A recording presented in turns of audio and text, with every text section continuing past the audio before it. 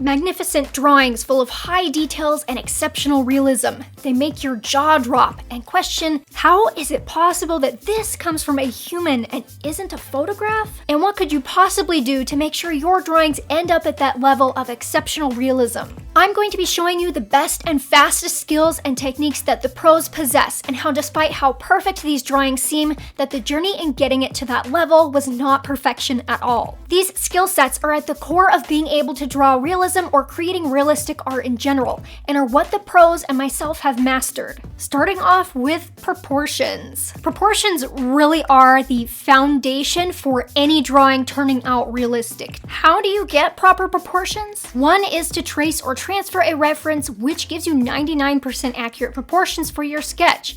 Another is to just freehand sketch and build your skills to be able to draw perfect proportions naturally, which takes a long time to learn. The fast way is the first option, but it does not guarantee you end up with a properly proportioned drawing, because just the sketch isn't the only proportions that you need to have right. So then, how can you make sure you get 100% proper proportions with your drawings? There is a very handy tool for that called a proportional divider. It allows you to measure between two different points, and it keeps that exact measurement so you can hold it up to your reference that you're using, and then also hold it up to your drawing and draw those same proportions, or at least measure out maybe something that you have wrong. And depending on where you put the little slider in those dots, you can actually use a smaller reference image and draw a larger drawing. It transfers the proportions to how large you want to make them. Or vice versa, you can use a larger reference and transfer it to make a smaller drawing. The most handy way that I like to use it though is to just pull the two prongs apart, measure out on my reference exactly what it is I'm trying to get the distance from, and you always want to make sure you measure from one point to exactly another point and keep that memory in your head. Then compare exactly to those exact marks on your drawing. If you don't compare to the exact marks, your proportions will be off. One of the ways that is great to use this tool is to be able to measure from the outside edge of a reference that you're drawing from and measure to the exact location of a specific type of anatomy of whatever you are drawing. That way you can get the exact distance that is from the edge of the paper to that.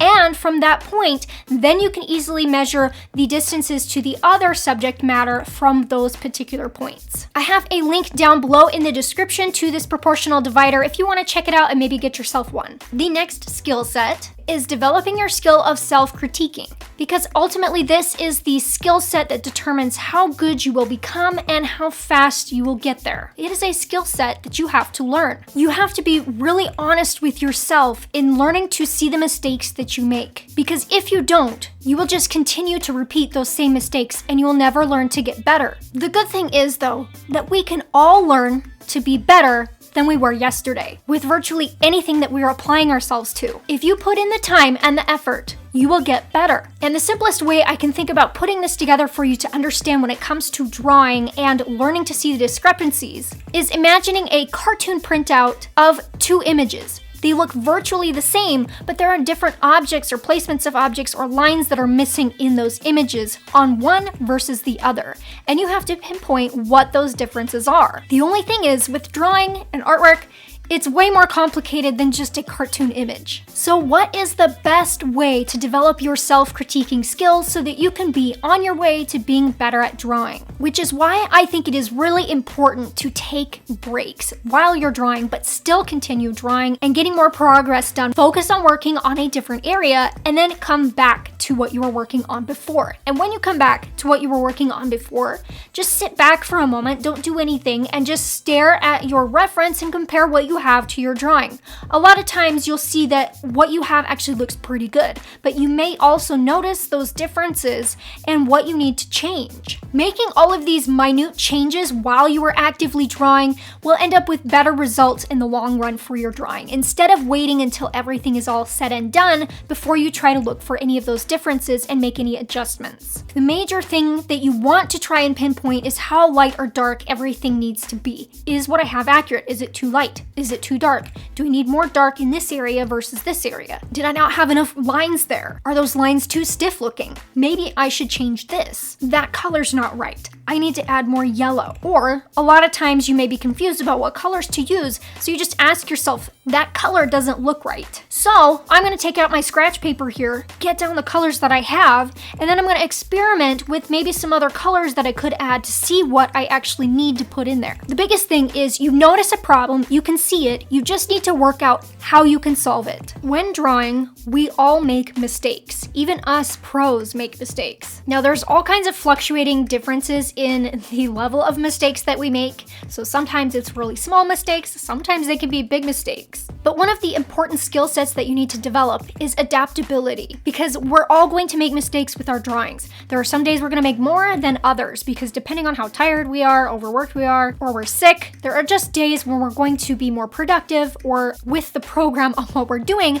than others. And when you make mistakes, you need to be able to adapt your drawings. Because a lot of the time, especially when you're working with colored pencils, you cannot erase everything that you have down, or you can only erase so much and it kind of scuffs up the paper and makes it difficult to add any layers over the top of that after. And then there are just some mistakes where you have added too much in of the darker colors and you can't erase it. It's always going to kind of be there, so you just have to make do with what's there and change or adapt your drawings to compensate the mistakes that you've made. This is a skill set that also evolves when you develop your skill of self-critiquing, because as you learn to spot the mistakes that you're making, you're going to have a better ability to be able to find ways to adapt to those mistakes that you've made. Like for example, in this horse drawing, I accidentally was not paying attention to that background and ended up making this horse's belly a little too far down on my drawing. So to adapt to this mistake, I ended up changing the background a bit and made it a little easier. So I decided to just fill in the whole bottom section with the darker black color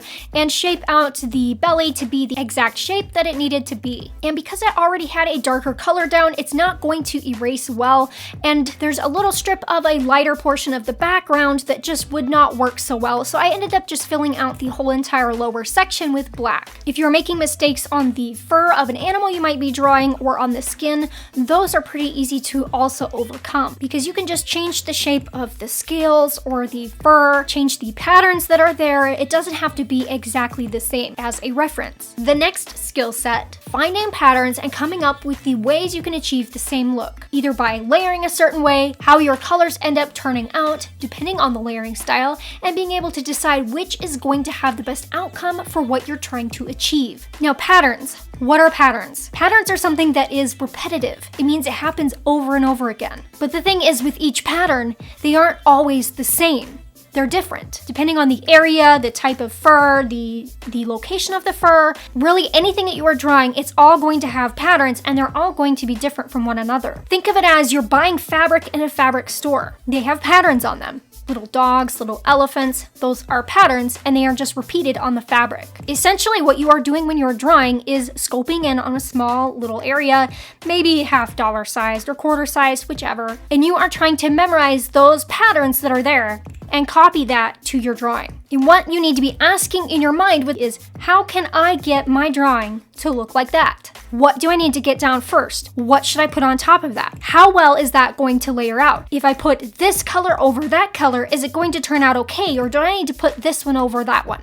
And oftentimes, if you just practice on a sheet of scratch paper, you can rule out all of these problems on your own. Even I do this. There are some subjects that I still have not drawn yet. If you guys are familiar with some of my previous videos, I stopped drawing for about 10 years. Whereas today, I'm drawing again, but there's still a lot of animals I haven't drawn, textures, patterns, and I work out those different types of strategies about how I'm gonna go about doing it on sheets of scratch paper before I apply any of those techniques I tried to my drawing. Learning to find patterns and draw them realistically is a skill, and with enough practice, you can learn to master it. If you practice drawing a little each and every day, you can only get better, not worse. One of the easiest and fastest ways that you can build your drawing skills is to draw from drawing lesson tutorials, where you can follow along through the entire process in real time and receive instructions and explanations from an experienced artist. You can follow along with this horse tutorial and learn the many techniques to drawing a realistic horse, what key components you need to incorporate into hair to make it look real, and much more techniques that I use for achieving exceptional realism with my drawings. Sign up from the link here on the screen and begin your journey in achieving exceptional realism with your own drawings. And I will see you guys in the next video.